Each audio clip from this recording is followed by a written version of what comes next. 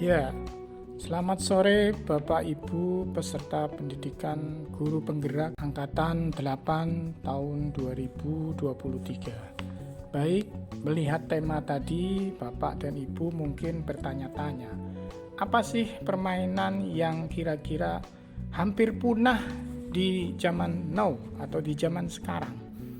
Kalau melihat anak-anak zaman sekarang lebih suka bermain gadget, bermain gamer, bermain hal-hal yang berhubungan dengan teknologi canggih atau teknologi informatika.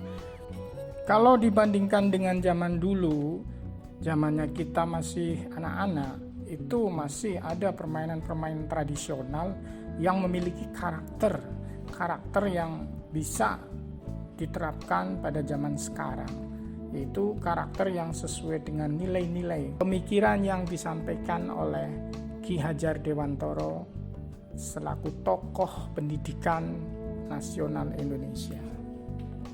Lalu kira-kira permainan tradisional apa sih yang saat ini hampir dikatakan hampir punah dan jarang dimainkan oleh anak-anak remaja zaman sekarang? Ya, dilansir dari Warisan Budaya Kementerian Pendidikan dan Kebudayaan, salah satu permainan tradisional yaitu Gobak Sodor adalah salah satu permainan tradisional yang ada di daerah Ungaran, Kabupaten Semarang, Jawa Tengah. Saat ini permainan tersebut sudah jarang ditemukan dalam kehidupan sehari-hari, khususnya di kalangan anak-anak remaja. Ya, permainan Gobak Sodor bersifat kelompok. Permainan ini dapat dilakukan kapan saja saat anak-anak menginginkannya. Misalnya pada saat sedang liburan sekolah. Dulu permainan ini sering dimainkan di malam hari pada saat terang bulan. Namun kini permainan tersebut hanya sering dilakukan pada siang hari. Kalau dilihat dari sejarah permainan ini sendiri, permainan ini memang dikenal luas di Indonesia. Namun tahukah Bapak dan Ibu bahwa permainan ini bukan berasal dari Indonesia? Ya, sejumlah literatur Belanda menyebutkan bahwa kata Gobak Sodor diambil dari go back, through the door, yang artinya menembus pintu. Penyebutan Gobak Sodor ini berasal dari kebiasaan orang Indonesia di masa lalu yang sulit mengucapkan kata dalam bahasa asing. Lalu bagaimana cara memainkan permainan tradisional Gobak Sodor? Baik, untuk permainan Gobak Sodor ini, pemain dibagi menjadi 2 tim, yang masing-masing tim terdiri dari 3-5 orang. Jika dalam satu tim terdiri dari 5 orang, maka lapangan yang akan digunakan harus dibagi menjadi 4 kotak persegi panjang dengan ukuran kira-kira 5 meter kali 3 meter. Bagi tim penjaga benteng, mereka harus menjaga supaya tim lawan tidak dapat melewati atau menuju garis akhir. Bagi tim lawan, mereka harus bergerak menuju garis akhir dengan syarat tidak tersentuh oleh tim penjaga dan dapat memasuki garis akhir dengan syarat tidak ada anggota tim lawan yang masih berada di wilayah start. Tim lawan akan dinyatakan menang jika salah satu anggota berhasil kembali ke garis start dengan selamat atau tidak terkena sentuhan oleh tim penjaga. Sementara tim lawan akan dikatakan kalah apabila salah satu anggotanya terkena sentuhan oleh tim penjaga atau keluar melewati garis batas lapangan yang telah ditentukan sebelumnya. Apabila hal tersebut terjadi, maka akan dilakukan pergantian posisi tim.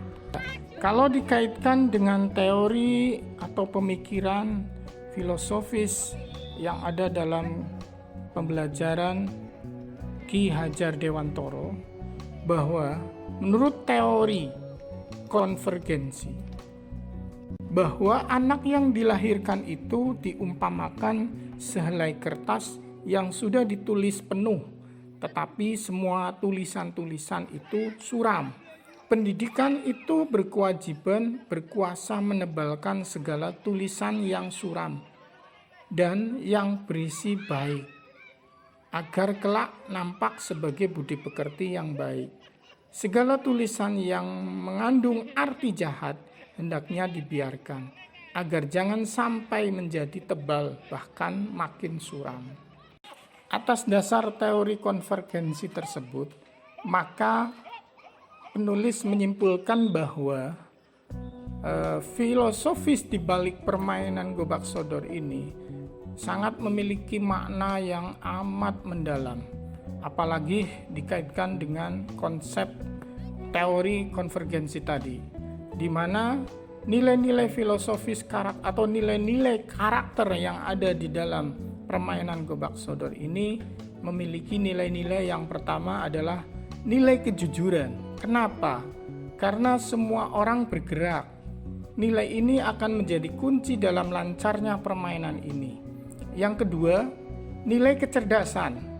Saat bermain gobak sodor, anak dituntut untuk mengambil keputusan secara cepat saat dibutuhkan. Kemudian, yang ketiga, nilai ketangguhan.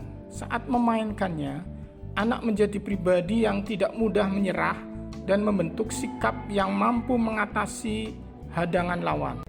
Selanjutnya, memiliki nilai kedemokratisan. Kenapa? Nilai ini diraih karena anak saat bermain selalu menjunjung tinggi toleransi, yaitu menerima masukan kawan satu tim. Kemudian nilai kepedulian. Akan ada waktu saat rekan satu tim terjatuh, maka temannya yang lainnya memberikan semangat dan membantunya sebelum meraih kemenangan. Selanjutnya nilai kepatuhan. Sebagai bagian dari strategi, akan ada aba-aba dari pemimpin tim. Saat anggotanya patuh, maka mereka bisa memenangkan permainan. Selanjutnya nilai tanggung jawab. Semua tindakan yang diambil saat bermain menuntut anak untuk bertanggung jawab atas tindakannya. Akan merugikan tim atau tidak? Nah, yang terpenting dalam permainan ini, anak akan berlatih untuk berusaha dan tidak mudah untuk berputus asa. Semuanya nilai-nilai yang diajarkan ini merupakan nilai-nilai kehidupan yang penting untuk diajarkan. Oleh karena itu, permainan tradisional semacam ini harus tetap dilestarikan. Pembelajaran gobak sodor ini sangat baik untuk kita terapkan di sekolah, terutama dalam materi PJOK, yakni tentang kebugaran jasmani.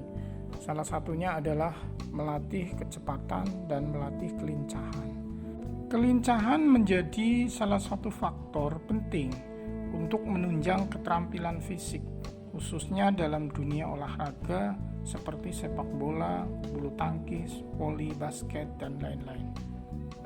Kelincahan ini sendiri didefinisikan sebagai kemampuan untuk mengubah arah posisi tubuh dengan kecepatan dan ketetapan yang tinggi.